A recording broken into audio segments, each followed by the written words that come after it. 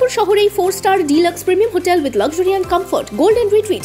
এখানেই জেলার একমাত্র ডিস্কোথেক, আছে রেস্টুরেন্ট, লাউঞ্জ বার, অত্যাধুনিক gym, spa, swimming pool, club মেম্বারশিপের সুযোগ। বহরমপুর শিল্প তালুকে গোল্ডেন রিট্রিট।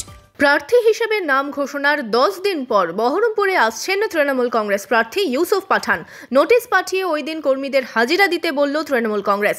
জানা গিয়েছে 21শে মার্চ বৃহস্পতিবার দুপুরে বহরমপুরে তৃণমূল কংগ্রেসের জেলা কার্যালয়ে আসবেন ক্রিকেট তারকা ইউসুফ পাঠান।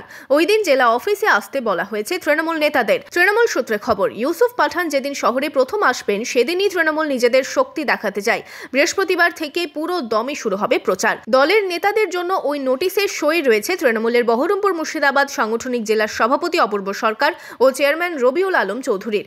10ই মার্চ কলকাতায় ব্রিগেডের সমাবেশ থেকে বহরমপুর লোকসভা কেন্দ্রে প্রার্থী হিসেবে ক্রিকেট তারকা ইউসুফ পাঠানের নাম ঘোষণা করে চমক দিয়েছিল তৃণমূল কংগ্রেস।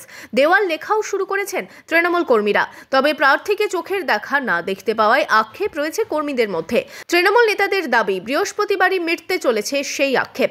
এই কেন্দ্রে প্রচার শুরু করে দিয়েছেন বিজেপি প্রার্থী ডক্টর নির্মল সাহা। কংগ্রেস আনুষ্ঠানিকভাবে কোনো প্রার্থীর নাম ঘোষণা না করলেও এবারও প্রার্থী হচ্ছেন বহরমপুরের 5 বারের সাংসদ অধীর রঞ্জন চৌধুরী। এর সাথেই ক্রিকেট তারকা ইউসুফ পাঠান যোগ হওয়ায় এই কেন্দ্র আক্ষরিক অর্থেই হাই টেনশন। ভোটের হাওয়া কোন দিকে যায় সেদিকেই নজর রাজনৈতিক মহলের। Bureau report, imagine community media.